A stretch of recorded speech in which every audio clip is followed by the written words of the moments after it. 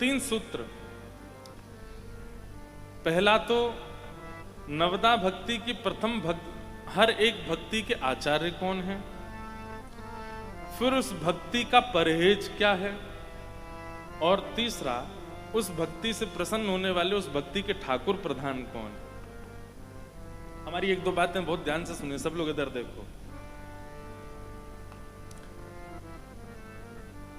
जितने ठाकुर हैं सब नवदा भक्ति से प्रसन्न होते हैं। श्रीनाथ जी भी प्रसन्न होते हैं, जगन्नाथ जी भी प्रसन्न होते हैं, हमारे राधा रमण बिहारी, राधा वल्लभ सब प्रसन्न होते हैं। नवदा भक्ति का कोई भी भक्ति भाव आपके चित्त में है तो कहीं यहां अर्थ ऐसा मत लगा लीजिएगा कि जो महाराज जी जिन ठाकुर का नाम ले रहे हैं उन्हीं वो ही इससे प्रसन्न होंगे, बाकी उससे प्रसन्न नहीं, ऐसा नहीं है। सबको प्रिय है नवदा भक्ति, पर एक केवल सत्संग सुधा का रूप प्रकट करने के लिए और इस आनंद उत्सव में एक सूत्र अपने मन का भाव प्रकट करने के लिए एक एक भक्ति में एक एक ठाकुर का नाम लिया जा रहा है कि ये उन ठाकुर को अति प्रिय है। जैसे कल श्रवण भक्ति के ठाकुर कौन थे, महाप्रभु श्री जगन्नाथ, वो श्रवण करते हैं। इसका मतलब ये नहीं कि केवल जगन्नाथ जी सुनते हैं, हमारे गिरधर लाल नहीं सुनते, गोपाल प्रभु नहीं सुनते, ऐसा नहीं, सब सुनते हैं। सुनाने वाले के वाणी में अनुराग यदि है तो सब जगह ठाकुर जी सुनेंगे। परंतु अब यहां एक बात मैं कह दूं, जितने ठाकुर हैं वो अनुराग युक्त वाणी को सुनेंगे, पर महाप्रभु जगन्नाथ जैसी वाणी हो वैसी सुन लेंगे। ये एक विशेषता महाप्रभु जगन्नाथ जी में हो सकती है। भाव कुभाव अनख आलसहु, नाम जपत मंगल दिस दशहु। अगर आप कुभाव या बिल्कुल ही सामान्य भाव से भी महाप्रभु जी को पुकारेंगे तो वो वैसे भी सुन लेंगे। हो सकता है कि और जगह तो अनुराग देखा जाए कि अनुराग है कि नहीं, पर महाप्रभु जगन्नाथ नहीं देखेंगे, वो तो जैसे भाव से आप पुकारोगे सुनेंगे। तो आचार्यों का नाम, उन आचार्यों की पद्धति, दूसरा ठाकुर का नाम और उन ठाकुर को कैसे रिझाया जाए उस भक्ति से, और तीसरा उस भक्ति में परहेज क्या है। ये 3 विषय लेकर के हम चल रहे हैं। कल श्रवण भक्ति के विषय में सुना, आज नवदा भक्ति की दूसरी भक्ति है कीर्तनम। कीर्तनम, कीर्तन भक्ति। सबसे पहले तो कीर्तन का अर्थ समझिए। कई लोगों के मन में कीर्तन भक्ति सुनते ही भाव आ जाता है कि महामंत्र का उच्चारण जब मृदंग के साथ, मंजीरे के साथ, उत्ताल उर्मियों में जब किया जाता है तो उसको कीर्तन कहा जाता है, या राधा कृष्ण युगल नाम का जब उद्घोष किया जाता है उसे कीर्तन कहा जाता है। वह भी कीर्तन है, पर कीर्तन का असली अर्थ क्या होता है? ठाकुर जी की कीर्ति का गान ही कीर्तन है। ठाकुर जी के यश का गान, लीला का गान, ये कथा ही कीर्तन है। हम क्या कर रहे हैं अभी देखिए, ध्यान से सुनिएगा। हम क्या कर रहे हैं? कथा कर रहे हैं, ठाकुर जी की कीर्ति सुना रहे हैं, ठाकुर जी की लीला सुना रहे हैं, ठाकुर जी का यश, ठाकुर जी का भाव, ठाकुर जी के प्रभाव, ठाकुर जी का स्वभाव, सबका वर्णन कर रहे हैं। लेकिन आपके पैर कब थिरकते हैं? जब ढोल बजता है, तबला बजता है, कीर्तन के जब स्वर लहरियों में वो होता है तो ही नृत्य होता है। वास्तव में कभी कभी कथा सुनते सुनते नेत्र बंद हो जाएं, रोम रोम पुलकित हो जाए, नेत्रों से अश्रु प्रवाह होने लग जाए और मुख से कोई स्वर ना निकले, पैर थिरक नहीं रहे हैं लेकिन भुजाएं बिल्कुल जैसे मानो खड़ी हो जाएं और हृदय से ऐसा लगने लगे ये कथा सुनते सुनते ही मेरा मन नृत्य कर रहा है, रोम रोम पुलकित हो रहा है, वो असली नृत्य है। जहां कथा सुनते सुनते नृत्य हो जाए, जहां किसी वाद्य की आवश्यकता नहीं है, किसी स्वर की आवश्यकता नहीं है, केवल यश सुनते सुनते तन में हो जाए हृदय, वो कीर्तन। और होता है कईयों का, देखता हूं मैं, कथा सुनते सुनते नेत्र बंद हो जाते हैं, अविरल अश्रुधार गिरने लगती है। इसका मतलब वो अप्रसन्न है या बहुत कष्ट में नहीं, वो बहुत प्रसन्न है, लेकिन वो एक ऐसी स्थिति में जा चुके हैं जहां उनको कुछ नहीं पता होता, केवल उनका मन और रोम रोम नृत्य कर रहा होता है। पैर थिरकें वो नृत्य है, लेकिन रोम रोम पुलकित हो जाए, आनंदित हो जाए। इतनी गर्मी, इतने इस वातावरण में भी अत्यंत शीतलता का अनुभव होने लग जाए, नेत्र सजल हो जाए, अत्यंत शांति का अनुभव होने लग जाए, ऐसी स्थिति जब प्रकट हो जाए, तब समझिए आप कीर्तन श्रवण कर रहे हैं। वो कीर्तन है।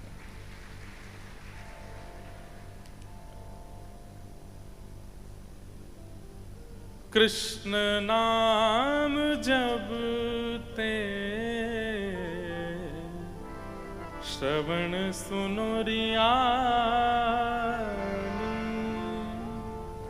भूली री भवन में तो बाबरी भई रे। कृष्ण नाम जब ते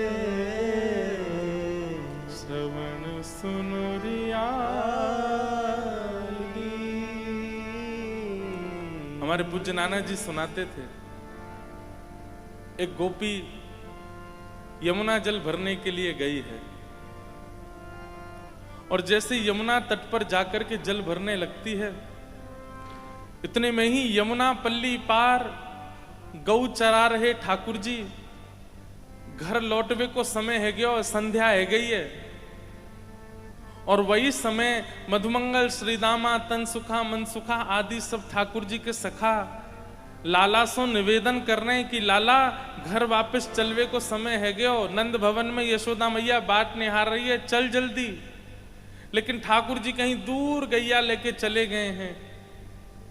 तब ठाकुर जी के सखा मुख पर ऐसे हाथ रख के गूंज लगा करके ठाकुर जी को पुकारते हैं, अरे कन्हैया, अरे लाला, अरे कृष्ण, अरे गोपाल, जल्दी कर, संध्या है गई, नंद रानी तेरी बाट जोव रही होगी।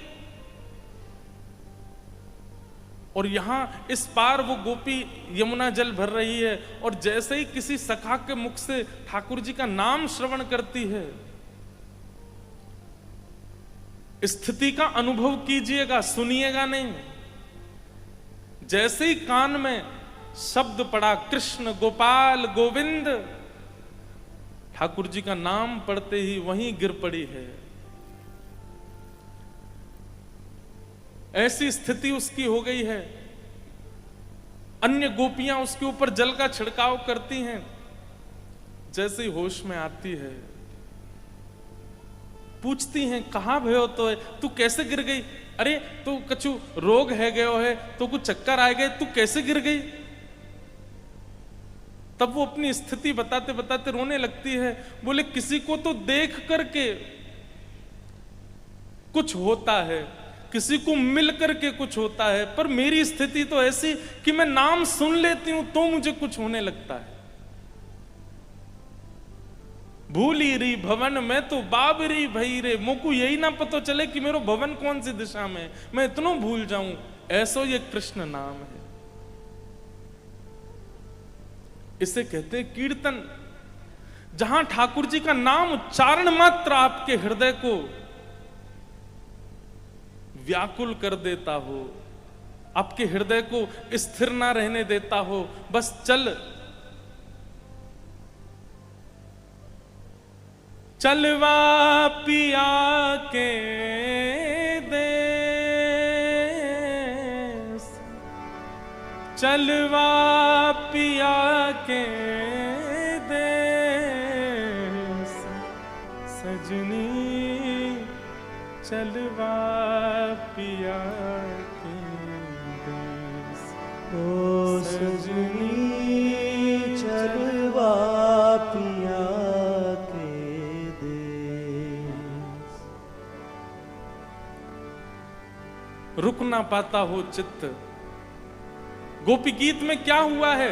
अरे यहां तो फिर भी कथा सुनाई जा रही है, यहां तो फिर भी शब्द कहे जा रहे हैं। वहां तो ठाकुर जी ने केवल अधर पर वंशी धारण करके स्वर प्रकट किया है, और जैसे गोपियों के कर्ण रंध्र से प्रवेश होता है दौड़ पड़ती हैं।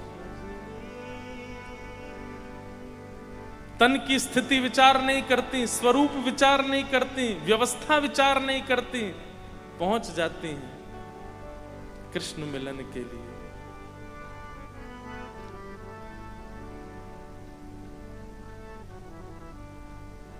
कीर्तन, कीर्तन भक्ति के आचार्य हैं श्री सुखदेव जी महाराज। बोलो सुखदेव जी महाराज की जय। श्रीमद् भागवत के प्रमुख प्रवक्ता श्री सुखदेव जी, वैया सकी कीर्तने। सुखदेव जी कौन है?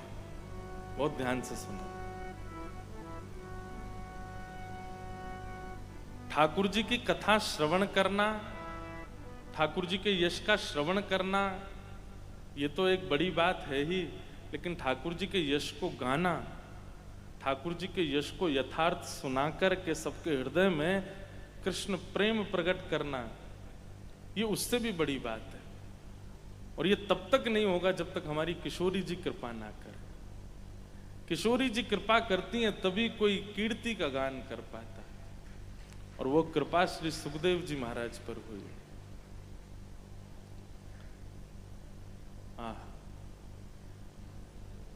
प्रथम दिन जब मैं आया तो महाराज जी के साथ चर्चा हो रही थी,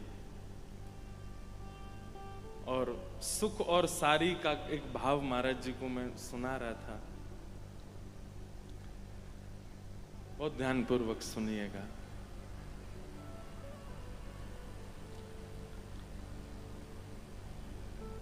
नित्य लीला में ठाकुर जी की सुख और सारी, तोता और मैना,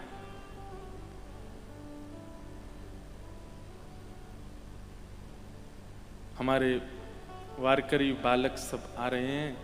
वो स्थान जो रिक्त है उसको सब लोग खाली कर दें, सब बालक वहां विराजमान हो जाएं।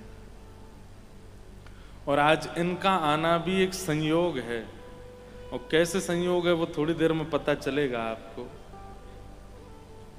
बोलो विठ्ठलनाथ भगवान की, रुक्मणी मैया की जय, ज्ञानदेव तुकाराम की जय।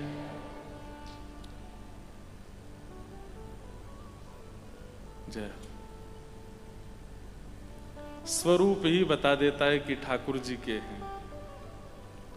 जैसे नेताओं का स्वरूप बता देता है कि ये नेता हैं, धनवान का स्वरूप बता देता है कि ये धनवान है, ऐसे वैष्णवों का स्वरूप भी बता देता है कि ये वैष्णव हैं। इनका स्वरूप देख के पता चलता है कि इनको विठ्ठल भगवान ने स्वीकार कर रखा है।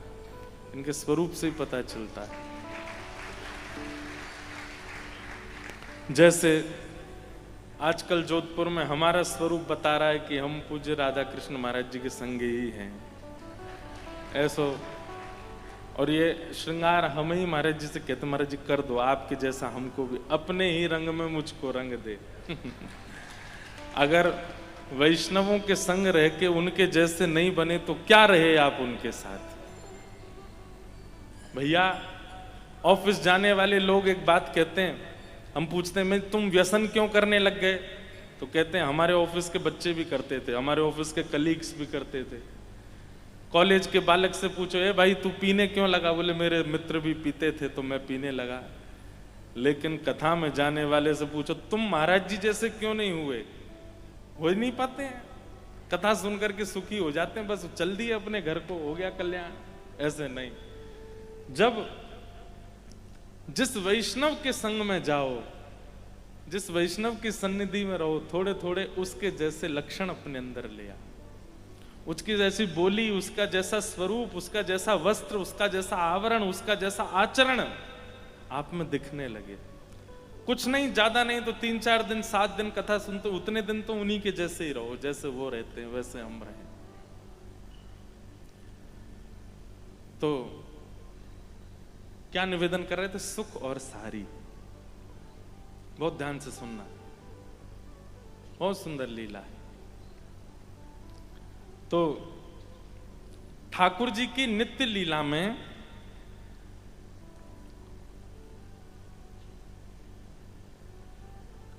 सुख और सारी, तोता और मैना, इनकी सेवा है। और एक नहीं है, अनेक सुख हैं, अनेक सारियां हैं, और ये आपस में मिलकर के ठाकुर जी का मुखोल्लास करते हैं। कैसा मुखोल्लास करते हैं? जब ठाकुर जी सेज पर विराजमान होते हैं, किशोरी जी बैठे होते हैं, आज नृत्य की इच्छा नहीं है, आज भ्रमण की इच्छा नहीं है, आज ज़्यादा कहीं दूर जाने की इच्छा नहीं है, आज केवल बैठ कर के थोड़े सखियां पंखा जल रही हैं और प्रिया प्रियतम प्रेम से शरबत पान कर रहे हैं। बैठ कर के कोई राग सुना रहा है, कोई रागिनी सुना रहा है, कोई नृत्य कर रहा है। तो रोज रोज एक ही चीज हो तो कैसे सुख मिले? अच्छा, ठाकुर जी का और किशोरी जी का सुख नहीं है ये सखियों का सुख है। तो सखियां क्या करती हैं? सुख और सारी इनको तैयारी कराती हैं, और ये ठाकुर जी के सन्मुख आकर के, किशोरी जी के सन्मुख आके एक एक पक्ष आपस में बांट लेते हैं। जैसे सुख ठाकुर जी के पक्ष के हैं और सारी जो है वो किशोरी जी के पक्ष के हैं। अब एक बात कोई कहेगा, सुख उसकी बात का खंडन सारी करेगी। जैसे हमारे श्याम सुंदर तो बड़े सुंदर हैं, कौन कहेगा? सुख कहेगा। तब सारी क्या कहेंगी? बोले तुम खुद ही कह रहे हो श्याम सुंदर। कौन है? बोले जो श्याम है। श्याम माने सूर्यास्त के बाद जो समय होता है उसको श्याम कहते हैं, संध्या कहते हैं। बोले तुम्हारे ठाकुर जी श्याम हैं, पर शाम की शोभा तो तभी बढ़ती है जब किशोरी रूपी चंद्रमा प्रकट होता है। हमारी किशोरी जी जब प्रकट होती हैं। अब ये बात सुख ने कही तो सारी उसका खंडन करती है। अब सारी जब कहती है कि हमारी किशोरी जी तो चंद्रमा हैं, और चंद्रमा जब प्रकट होता है तभी संध्या, तभी रात्रि की शोभा होती है। जैसे आपने ताली बजाई ऐसी सब सखियां ताली बजाई, वाह वाह वाह वाह, खंडन हो गया। अब सारी ने जो कहा है उसका खंडन सुख को करना है। तो सुख क्या कहता है? बोले अरे सारी ने सुन ले, ने डट जा, बड़ी हंस रही है। चंद्रमा यदि दिन में प्रकट हो जाए ना तो कोई ना देखे, चंद्रमा की शोभा तो तभी लगे जब शाम के संग होएगो। अगर हमारे श्याम सुंदर नहीं हो तो फिर चंद्रमा को कौन निहारे? अब ऐसी ताली फिर बज जाती है, वाह वाह वाह, सुख जीत गए, सुख ने बढ़िया बात कही। इतनी सुंदर आपस में ये कटाक्ष वार्ताएं चलती रहती है। अरे हमारे श्याम सुंदर तो बड़े मीठे हैं। बोले कैसे मीठे हैं? बोले अंगूर जैसे मीठे हैं, ना उनमें छिलका है ना उनमें गुठली है, पूरे ग्रहण करने योग्य हैं। हमारे ठाकुर जी में कछु भी त्याज्य नहीं है। अरे भैया, कोई व्यक्ति हम संबंध बनाते हैं तो हम लोग कई बार ऐसा कहते हैं ना कि उसमें भले ही एक दो अवगुण है लेकिन उसमें ये अच्छा ही है। भाई देखो, वो रात को भले ही देरी तक सोता है लेकिन ठीक है, सुबह जब उठ जाता है सारे काम संभाल लेता है। हम अवगुण जानते हुए केवल गुण पर नजर रखते हैं। कई बार किसी कन्या का ब्याह होता है तो हम उसको भी समझाते हैं, भाई देखो है तो वो काला है, थोड़ा सांवला है, हृदय का बड़ा साफ है, थोड़ा सा नाटा है, गट्टा है, तुमसे थोड़ा छोटा है हाइट में, लेकिन उसकी बुद्धि देखी तुमने कैसा बढ़िया, मर्सिडीज गाड़ी चलाता है बड़ी वाली, इतनी उसके पास प्रॉपर्टी है, ये है वो है। तो एक आध अवगुण जो होते हैं हम उसको कभी कभी नजरअंदाज कर देते हैं। पर सुख क्या कहते हैं? हमारे श्याम सुंदर में कोई अवगुण है ही नहीं। ये तो अंगूर के फल की तरह हैं, छिलका भी खावे योग्य है और भीतर की छोटी छोटी गुठली भी खावे योग्य है, इनमें कछु भी त्याज्य नहीं है। तब सारी कहते हैं, बोला हाँ हाँ बात तो सही कह रहे हो तुम, तुम्हारे श्याम सुंदर मीठे तो बहुत हैं, फल जैसे हैं, पर अंगूर नहीं है। तो बोले गन्ना है, गन्ना। तो सुख कहें गन्ना कैसे? बोले गन्ना भी मीठा होता है, अंगूर से ज्यादा मीठा होता है, रसीला होता है, लेकिन दारी के जब तक मसलो नहीं तब तक निकरे ना है। बोले या हमारे इनके पीछे पड़ना पड़े, इनको खूब सुनानी पड़े, तभी जाके इनको रस प्रकट होवे, ना तो ये तो गन्ना है, खड़े रहेंगे। और गन्ना का एक स्वभाव है, जब तक उसको मीड़ो ना तब तक वो इतना निष्ठुर होता है कि किसी में पड़ जाए तो डंडे का भी काम करता है। तो इस प्रकार सुख और सारी का संवाद होता है, और ऐसे जैसे आप आनंदित होते। अब मैं तो क्या सामान्य अपने मुख से कितना बता पाऊंगा, लेकिन सुख सारी का ऐसा संवाद होता है कि किशोरी जी आनंद में भर जाती हैं, और कभी किसी सुख को हृदय से लगा लेती हैं, कभी ठाकुर जी किसी सारी को अपने हृदय से लगा लेते, उनके भाव सुन करके। एक दिन एक सुख, आज वो सब सारियों पे भारी पड़ रहा था। सारियां ले ले करके बातें आती थी ठाकुर जी के विषय में, कोई कटाक्ष करती थी, और वो ऐसा प्रस्ताव रखता था कि सारियों की बोलती बंद हो जाती, सुख जीत जाता था। देखो बहुत ध्यान से सुनना। तो किशोरी जी के पक्ष की सखियों को लगता था हमारी हार हो रही है, परंतु किशोरी जी कहती नहीं, हमारी जीत हो रही है, क्योंकि श्याम सुंदर जिताए जा रहे हैं, श्याम सुंदर की महिमा कही जा रही है, हमारी जीत हो रही है। आज जब सुख सारी का संवाद पूर्ण हुआ, तब किशोरी जी अपनी एक सखी सुदेवी को बुलाती। ये सुदेवी जो है ये सुख सारी की मॉनिटर हैं, यही उनको सिखाती हैं। तो सुदेवी से कहती हैं कि आज जो सुख सभा में ऐसो जोर जोरते इतरा इतराए के बोल रहे हो, वाकी वाणी में मुकु कहीं कहीं कृष्ण के दर्शन भये। जैसी वाक पटुता, जैसी चतुराई, जैसो बोलवे को ढंग श्री कृष्ण को है, वैसो ही वो सुख बोल रहे हो। एक काम करो, बोले कहा वह सुख को मेरे पास लेके आओ।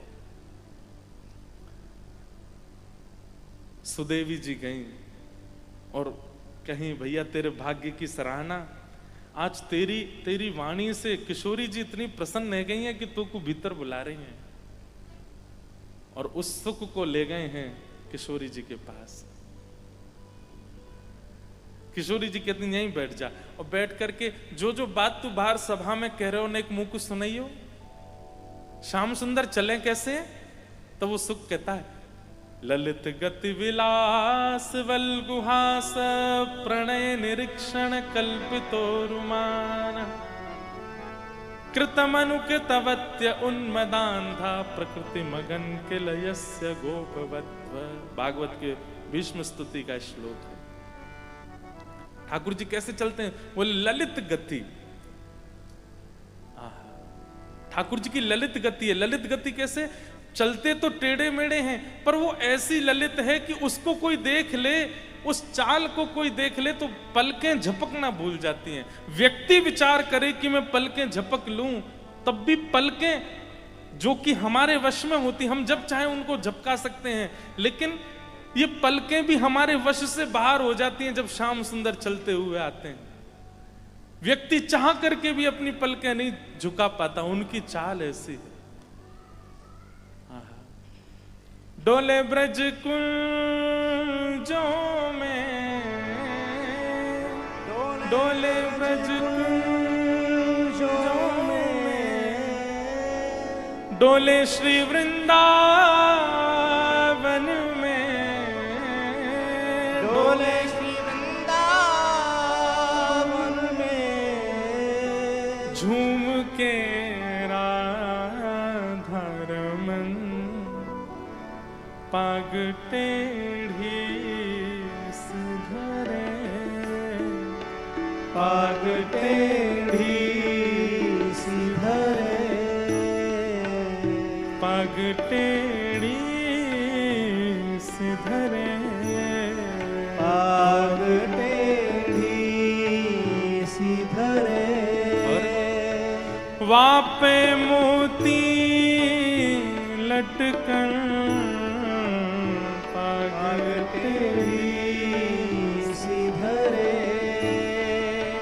वापे मोती लटकर, डोले ब्रज कुंजों में, ओ डोले ब्रज कुंजों में,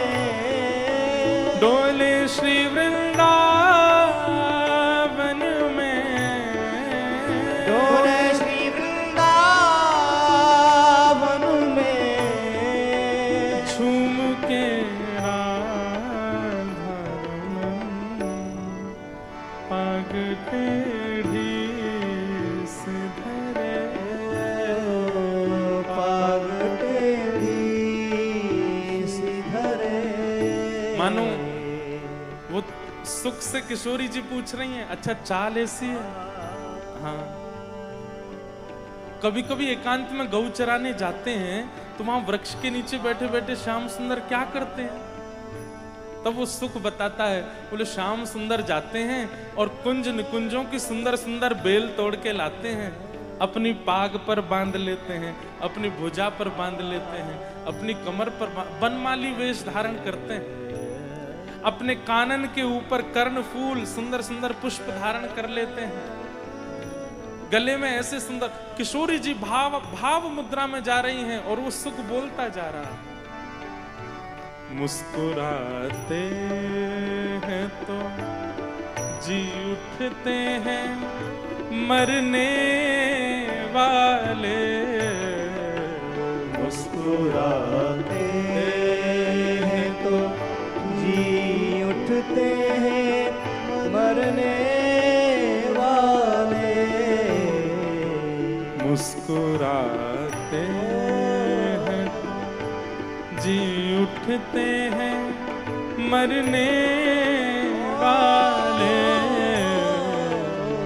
मुस्कुराते हैं तो जी उठते हैं मरने वाले। और मुस्कुराहट ही तेरी, मुस्कुराहट ही तेरी, मुस्कुराहट ही तेरी, मुस्कुराहट ही तेरी, करती जीते जी मरण, पाग टेढ़ी सुधरे, ओ पाग टेढ़ी सुधरे। मतलब अगर किसी की मृत्यु हो रही हो और श्याम सुंदर मुस्कुरा जाए उसको देख के, तो महाराज केवल मुस्कुराहट मात्र से जीवित हो जाए। और इतना ही नहीं, कोई बेचारा भला भाई बिल्कुल ठीक अवस्था में है, बिल्कुल भला है और चलता हुआ जा रहा है, सामने से श्याम सुंदर आ गए और कहीं जोर से मुस्कुरा गए, भली चलाई बेचारा खड़ा खड़ा कहो तो मृत्यु हो जाए उसकी। ये मुस्कुराहट का कमाल है उनकी, ऐसी चाल है, रूप है, ऐसी पाग है, ऐसे नेत्र हैं, ऐसे कर्ण हैं। किशोरी जी तो ऐसे सुख में चली गई हैं, 3 दिन हो गए हैं, आज निकुंज में किशोरी जी नहीं आई हैं। क्यों? केवल पौड़े पौड़े बैठे बैठे चलते चलते उस सुख से वार्ता कर रही हैं और उससे श्रवण कर रही हैं। ललिता विशाखा कहते हैं, हे श्यामाजू निकुंज में पधारो ना। अरे तू सुन तो, ये कितना सुंदर भाव बताता है। बोले अरे जिसको तुम सुन रही हो किशोरी जी, वो प्रत्यक्ष विराज रहे हैं, निकुंज में चलो ना। बोले प्रत्यक्ष में ये 2 नेत्र कितना देख पाएंगे, ज्यादा से ज्यादा मुखमंडल का दर्शन कर लेंगे, ज्यादा से ज्यादा हस्तकमल देख लेंगे, ज्यादा से ज्यादा पीतांबरी देख लेंगे, लेकिन ये सुख तो सर्वांगीण कृष्ण का वर्णन कर देता है। इस वर्णन में मुझे बहुत सुख मिल रहा है।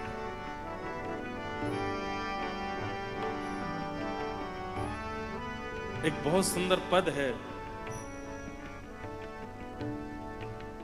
तरवर छाओ तीर यमुना के, तरवर छाओ उसी ताल में, यमुना के, तरवर छाओ तीर यमुना के, तरवर छाओ तीर यमुना के, सुआ पढ़ावत डोले, सुआ पढ़ावत डोले।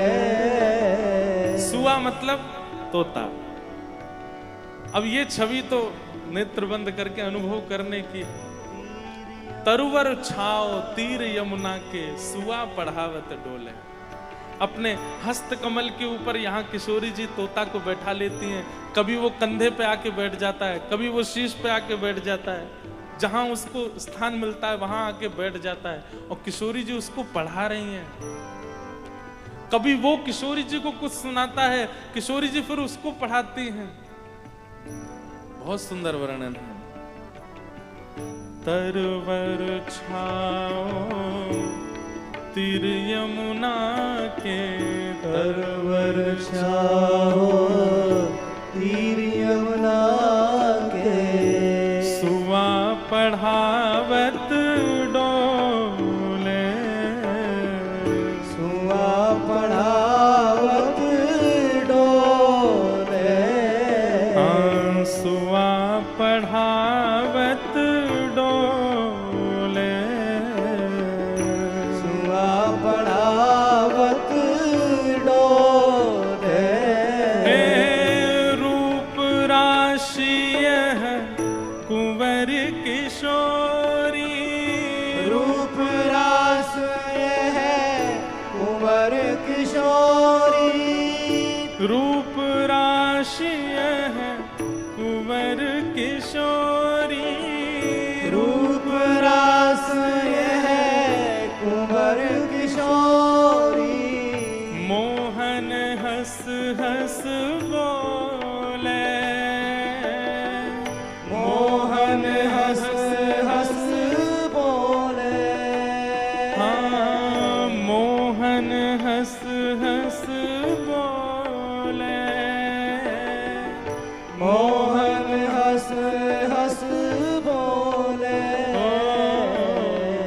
तरवर छाओ तीर यमुना के, तरवर छाओ तीर यमुना के, सुआ पढ़ावत डोले, सुआ पढ़ावत डोले, सुआ पढ़ावत डोले, सुआ पढ़ावत डोले।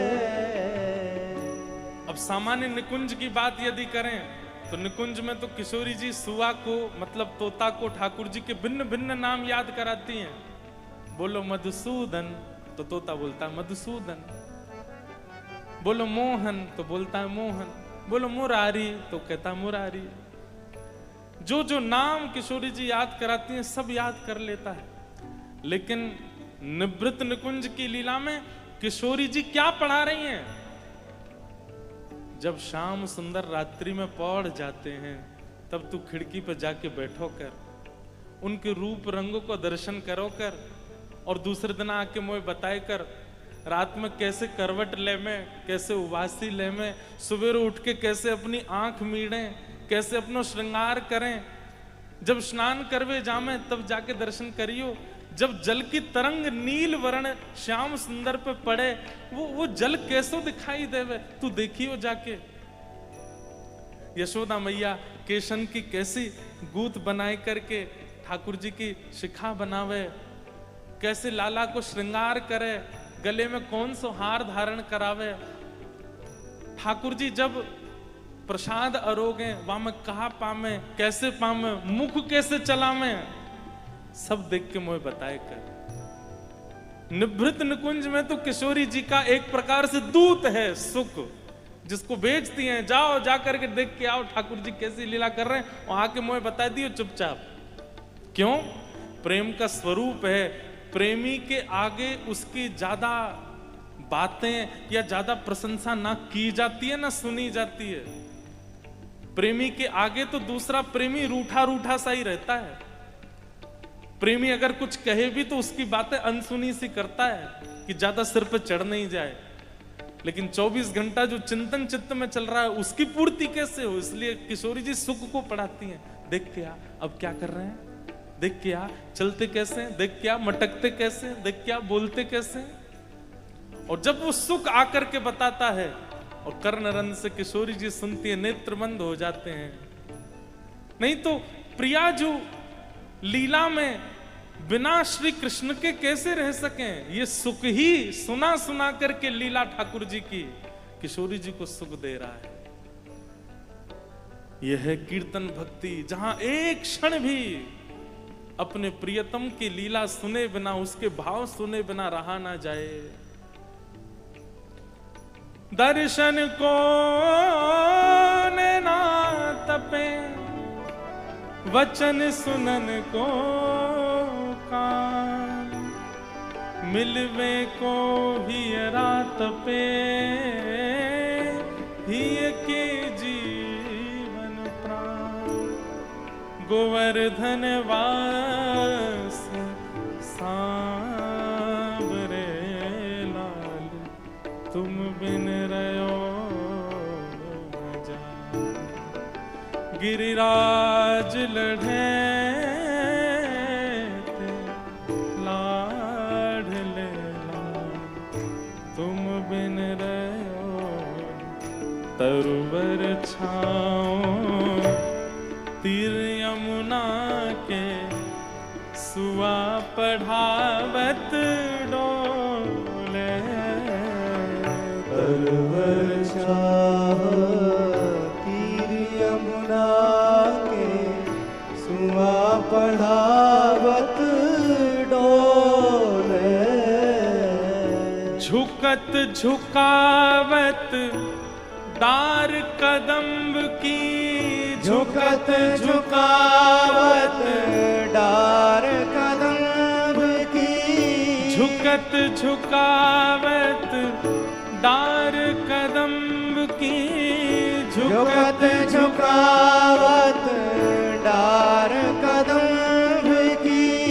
बैणी पे अलग करनी डोले, बैणी पे अलग करनी डोले। हे नागरी दास नेह मधुमाती।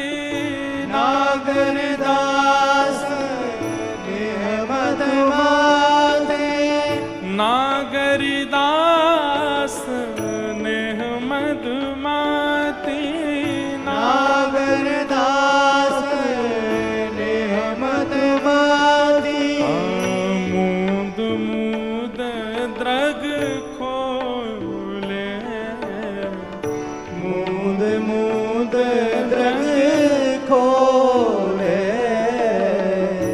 तरुवर छाओ तीर यमुना के, तरुवर छाव तीर यमुना के।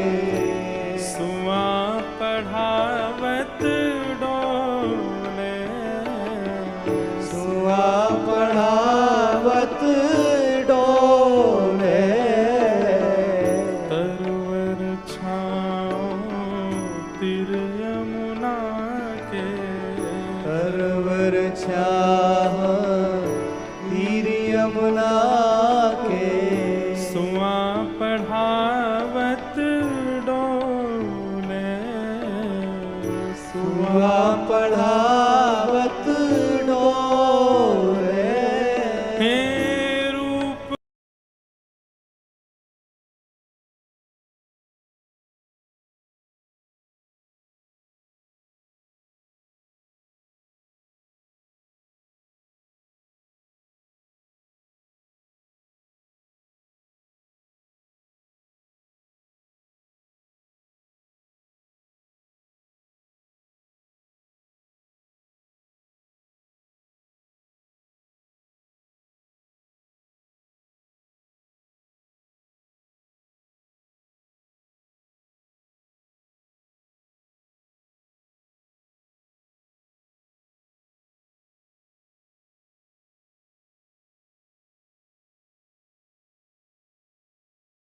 तरुवर छाओ तीर यमुना के।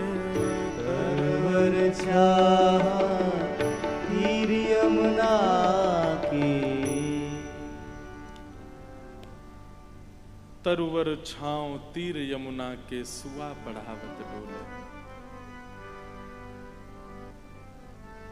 परम सौभाग्य हमारे मध्य हरिद्वार श्री भगवत धाम से पूज्य महाराज जी जिनका खूब स्नेह आशीष हम सबको प्राप्त होता रहता है, ऐसे परम पूजनीय प्रातः वंद पूज्य श्री स्वामी विवेकानंद जी महाराज हम सबके मध्य पधारे हैं। महाराज जी को बारंबार प्रणाम। साथ ही हमारे छोटे महाराज जी भी पधारे हैं, उनको भी बारंबार वंदन, बारंबार प्रणाम। महाराज जी कह रहे हैं छोटे कहाँ हैं?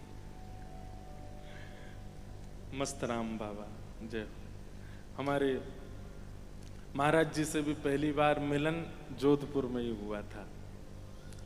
श्री राम जानकी विवाह महोत्सव सत्संग भवन जोधपुर में, बहुत समय हो गया उसको भी, 5-6 वर्ष तो हो गए। तभी पूज्य हमारे गोवत्स महाराज जी ने महाराज जी से पहली बार भेंट कराई। आज पूज्य महाराज जी पधारे, उनको बारंबार प्रणाम। तो भैया नेक ध्यान ते सुनियो और मुझको क्षमा करियो अगर मैं ज्यादा लीला के भाव में प्रवेश कर जाऊं, क्योंकि यहां में क्षमा करने वाली कोई बात तो है नहीं, आपके लिए तो सौभाग्य है। लेकिन ये सुख सारी, और वो सुख इतना सुख देता है किशोरी जी को कि किशोरी जी का नित्य सुख है श्याम सुंदर के साथ रमण करना, निकुंज में जाना। लेकिन जब ते ये सुख आयो है तब ते किशोरी जी निकुंज में जाती हैं पर जल्दी वापस आ जाती हैं। क्यों? अब सुख से जाके सुनेंगी। ये बात स्थित है कि प्रियतम से प्रत्यक्ष दर्शन में सुख मिलता है, पर प्रियतम की चर्चा उसकी अप्रत्यक्षता में, उसकी अनुपस्थिति में श्रवण करना वो बहुत सुख देता है। कथा वही है, कीर्तन भक्ति वही है।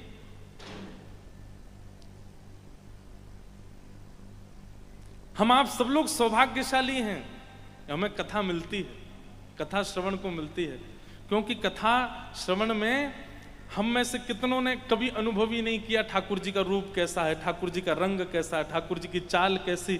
लेकिन हम सब से पूछा जाए तो हम सबको पता है ठाकुर जी की चाल ऐसी है, रंग ऐसा है, रूप ऐसा है, श्रृंगार ऐसा है, पीताम्बरी ऐसी है, हस्त कमल ऐसे हैं, चरण कमल ऐसे हैं, चरणों में इतने प्रकार के चिन्ह हैं, चरणों की आकृति ऐसी है। हम भले ही प्रत्यक्ष नहीं मिले, लेकिन प्रत्यक्ष मिलने वाले को इतना नहीं पता होगा जितना कथा सुनने वाले श्रोताओं को पता होता ठाकुर जी कैसे हैं। यही तो कीर्तन भक्ति है, यही तो कीर्तन भक्ति का स्वरूप है। और क्षमा करें, कीर्तन भक्ति जब चित्त में प्रविष्ट हो जाती है ना, कीर्तन मतलब कथा कहने वाला। कल की भक्ति में आप लोग थे, आज की भक्ति में मैं हूं, परंतु आज की भक्ति में भी आप ही प्रधान हो। क्योंकि कीर्तन जो सुना गया है वो सुनकर के उसका जो चिंतन चल रहा है मन में, वही कीर्तन की स्थिति को प्रकट करेगा। मैंने बोल दिया, आपने सुन लिया, चले गए, मैं अपने काम, आप अपने काम, कोई फर्क नहीं पड़ा। महाराज उस दिन कथा सुनी, जानिएगा कि कथा से जाने के बाद भोजन नहीं कर पाए, कथा से जाने के बाद सो नहीं पाए, कथा से जाने के बाद बैठ नहीं पा रहे हैं, तब जानिए कि आज कीर्तन भक्ति प्रकट हुई है। ऐसी व्याकुलता चित्त में कभी कभी होता है। अब कहां हुआ, कैसे हुआ, मैं तो अपना नहीं बताऊं, प्रकट नहीं करना, पर कई बार ऐसा हुआ कि कोई प्रसंग ऐसा मंच से कहा गया, उसके बाद किसी से मिलने की इच्छा नहीं, कुछ पाने की इच्छा नहीं, कुछ खाने की इच्छा नहीं, किसी कहीं जाने की इच्छा नहीं। कई बार तो ऐसा हुआ कि कथा के बाद कक्ष में गए और फिर दूसरे दिन कथा के समय ही निकल के आए बाहर। ऐसा भी होता है, कभी कभी होता है, हमेशा नहीं, कहीं कहीं होता है। वही कीर्तन स्वरूप है। ठाकुर जी ने मन में विचार कियो, किशोरी जी ने आजकल निकुंज में लीला को समय बड़ो कम कर दियो, बात क्या है। ठाकुर जी ने विचार किया क्या हुआ है। और एक दिन ठाकुर जी, किशोरी जी जहां यमुना तट पर बैठी रहती हैं वहां पहुंच गए, जहां पर ललिता विशाखा भी नहीं जा सकती, वहां ठाकुर जी पहुंच गए। और पहुंच के चुपचाप देखने लगे, है कहाँ रो है।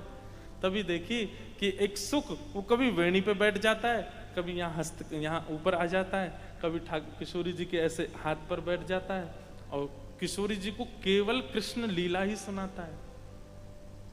हे श्यामाजू, आज तो लाला ने ऐसी पीतांबरी पहनी, सवेरे सवेरे स्नान कर रहे तब ऐसे। अब ठाकुर जी सुन रहे हैं, अच्छा मेरी सबरी पोल खुल लो यहाँ पे आके, या सब पता मैंने आज कहा खायो, कहा पियो, कहाँ गयो, कहा कियो, तभी मैं कहूं कि मैं जाए करके बताऊं कि आज यशोदा मैया ने सवेरे मुझको मोतिन की माल धराई मेरे गले में और आज मैया मेरा ऐसा श्रृंगार कर रही।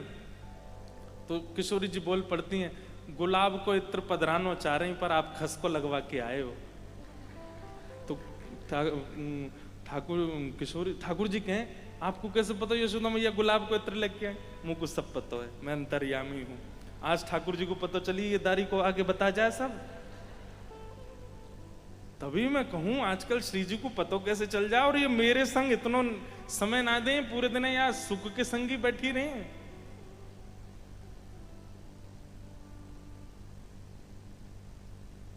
तब ठाकुर जी ने भी उस सुख के भाव सुने और उस सुख के भाव सुन करके, और जब देखते हैं कि किशोरी जी पढ़ाती हैं, किशोरी जी उसको सुनाती हैं, किशोरी जी कभी कहीं वो गलती कर देता है तो किशोरी जी उसको सुधारती हैं।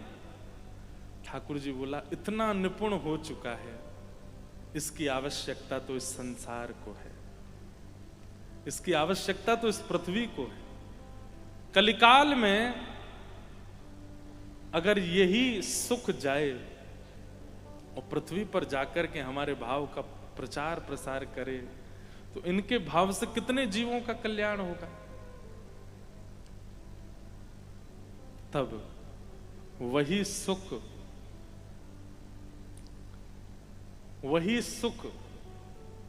अब आप लोग एक बात पर ध्यान दीजिएगा, पहले तो किशोरी जी रीझ गई और फिर उसके बाद ठाकुर जी रीझ गए। किशोरी जी ठाकुर जी दोनों युगल जब रीझे तब भागवत के वक्ता के रूप में श्री सुखदेव जी महाराज प्रकट हुए।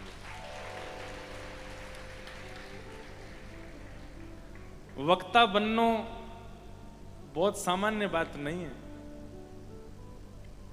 मंच पर बैठ करके कोई वार्ता सुनाना, कह देना, सहजता तो अच्छी बोलने की स्थिति सबकी हो जाती है, लेकिन एक बात मैं बहुत स्पष्ट रूप से कहूं, आप सबको भी कहूं, वक्ता की वाणी सुनकर के यदि वक्ता प्रिय लगता है तो आपके श्रवण में दोष है। वक्ता की वाणी सुनकर के श्याम सुंदर प्रिय लगते हैं तो आपका श्रवण उचित है। कई लोग वक्ता से प्रेम कर बैठते हैं।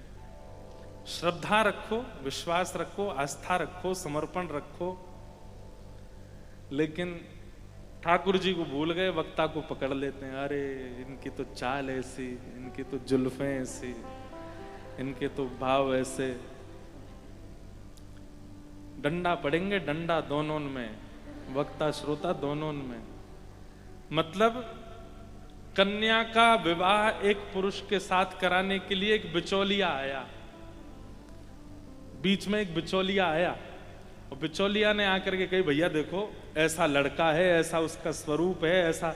लड़की बोली, मुझे तो यही प्रिय है, ये बिचौलिया ही बढ़िया है, इससे ही कराओ। क्या कहेंगे घर वाले?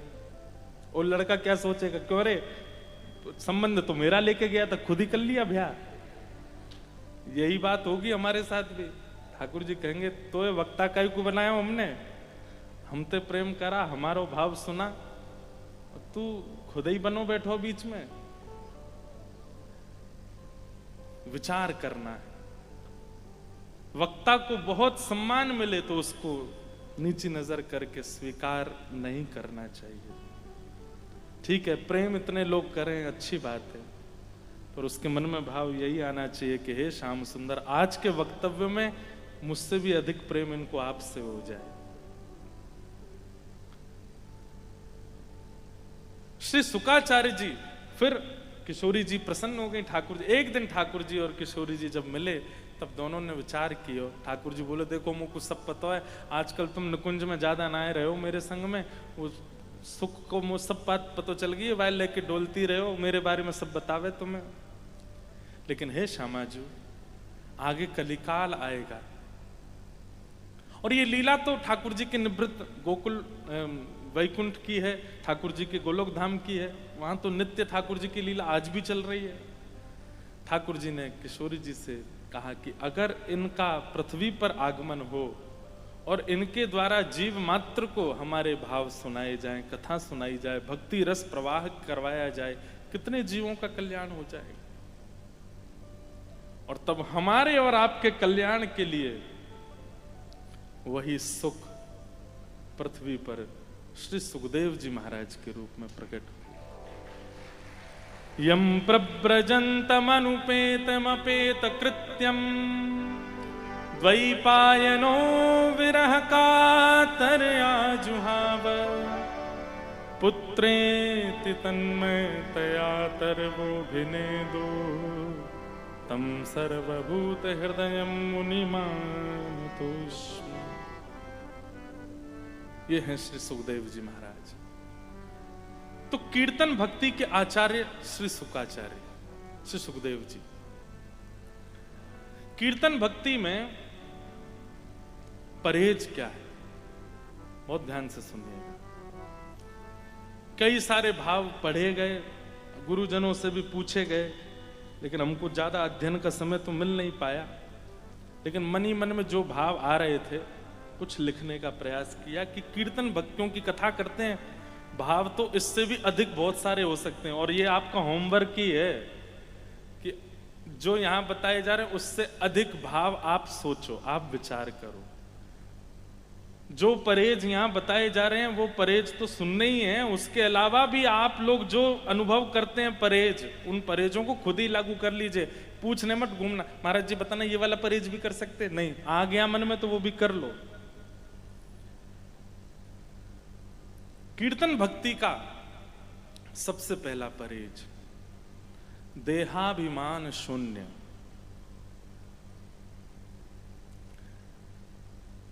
आप यदि देह के अभिमान के साथ में कीर्तन भक्ति में जाएंगे तो कीर्तन हो नहीं पाएगा। देह का अभिमान कैसा होता है? बहुत देर हो गई, कल भी तो बता रहा था ना मैं, बहुत देर हो गई, थोड़ा फोन देख लें क्या चल रहा है।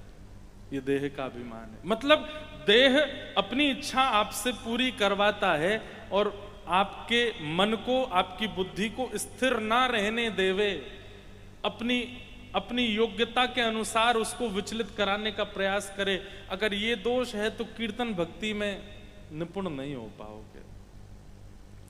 वक्ता मंच पर बैठता है 3 घंटा 4 घंटा 5 घंटा, बहुत तरंग आ जाती है तो 6-6 घंटे तक भी कथा करता है, लेकिन आसन नहीं बदलता अपना, एक ही आसन में बैठता है, एक ही आसन मुद्रा में रहता है। क्यों? देहाभिमान शून्य। वक्ता यदि देहाभिमानी हो जाए कथा कैसे सुनाएगा? बीच में वक्ता कह दे, एक जगह हमारी कथा महाराज जी निश्चित हुई तो जो कथा कराने वाले थे उनका फोन आया, बोले महाराज जी एक काम करें। मैंने क्या? कथा का समय रखें 3 से 7। मैंने कहा ठीक है यही होता है, लेकिन एक उसमें थोड़ा सा चेंज करें। मैंने क्या? 3 से 5 एक सत्र होगा, फिर 5 से 5:30 चाय नाश्ता, चाय पियेंगे, थोड़ा बाल भोग करेंगे, थोड़ा बाहर जाएंगे, बिस्किट विस्किट खाएंगे, 5:30 बजे फिर कथा शुरू होगी, फिर 7 बजे तक। जय हो भैया, कथा के बीच में भी आपको ये भोजन पानी याद आ रहा है तो फिर कथा काय बात की सुनी आपने? देहाभिमान शून्य।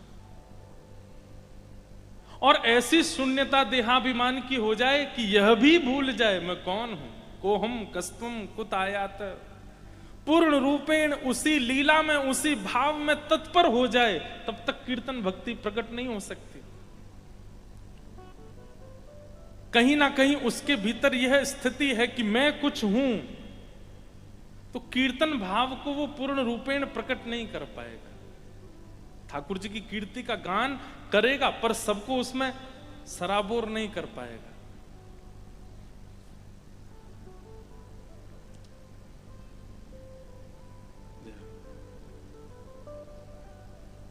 कीर्तन भक्ति, बहुत ध्यान से सुनो।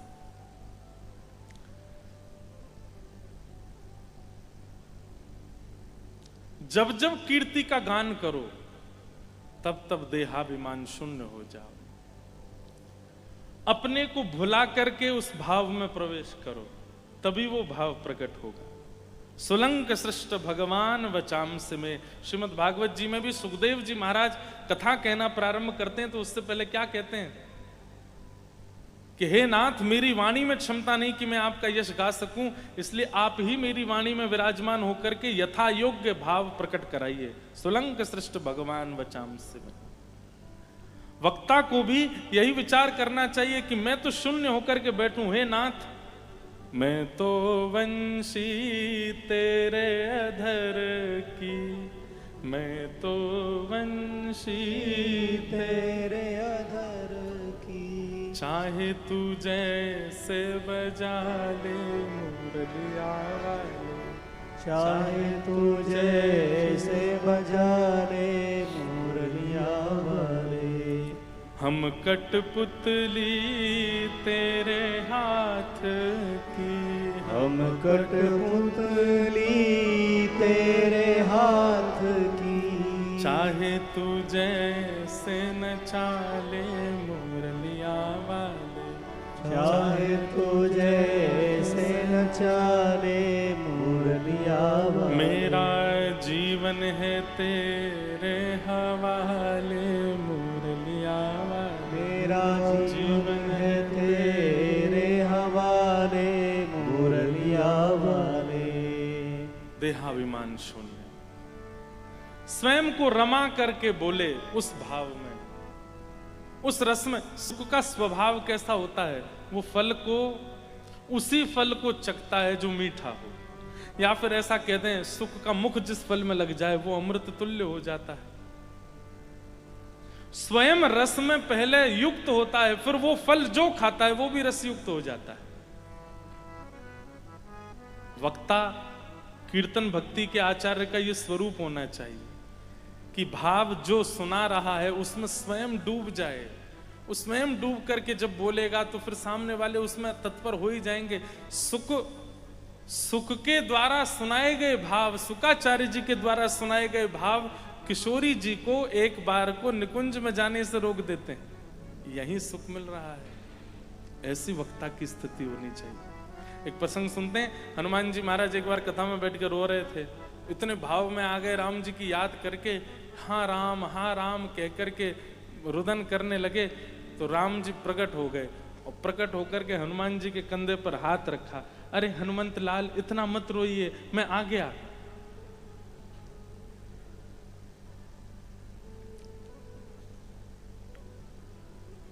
मैं आ गया हूं, आप क्यों रो रहे हैं?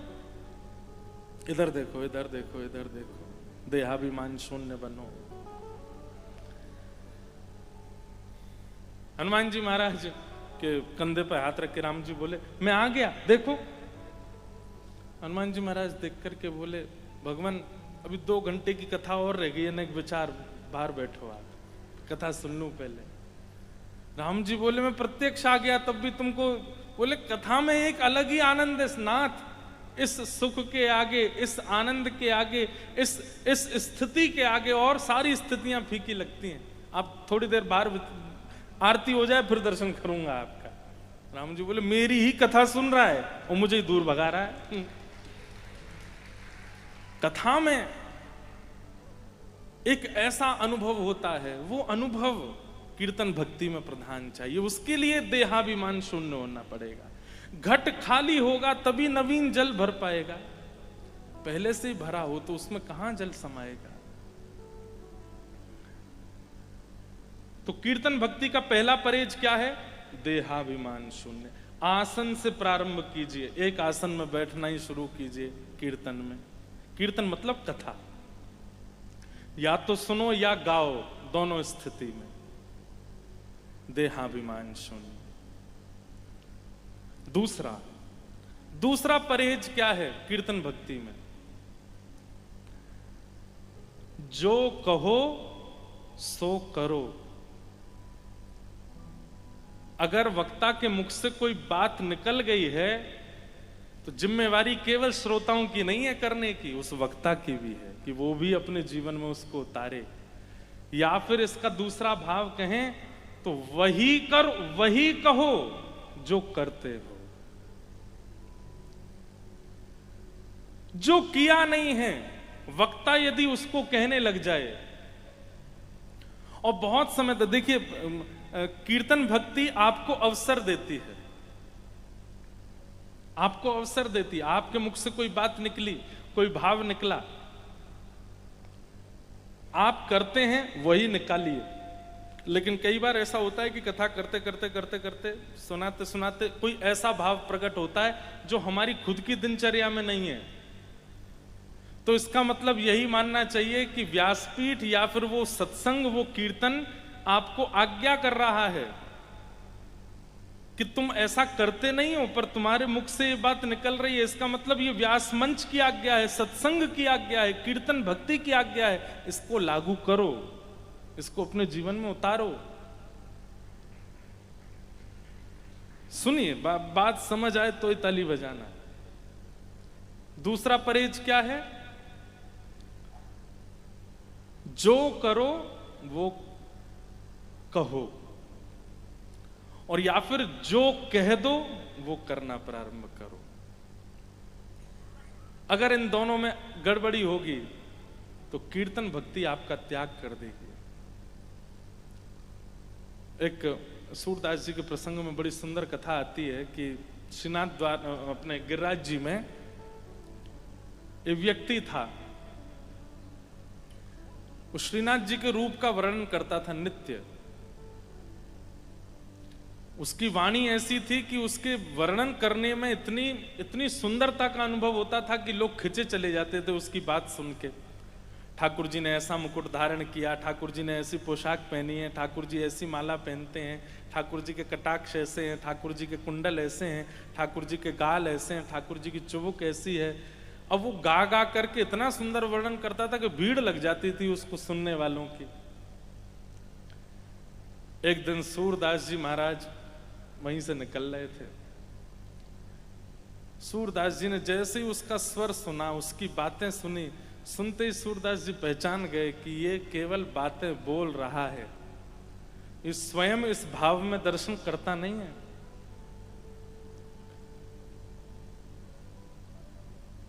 भक्ति विवेक जागृत करती है, ध्यान से सुनना। ऐसा विवेक जागृत कर देगी कि सामने वाली व्यक्ति के बोलते समय शब्द क्या प्रयोग हो रहे हैं, उन शब्दों से आप पहचान जाओगे कि व्यक्ति कैसा है। सूरदास जी महाराज ने जैसे उसके भाव सुने, भाव सुनकर के सूरदास जी हंसने लगे और सोचने लगे ये केवल बातें बना रहा है, खुद दर्शन नहीं करता है ठाकुर जी का। किसी को भेज देता है, देख के आवाज ठाकुर जी कैसे लग रहे हैं, नीली पोशाक है, ऐसे कुंडल है, ऐसे मुकुट है, वो आके इनको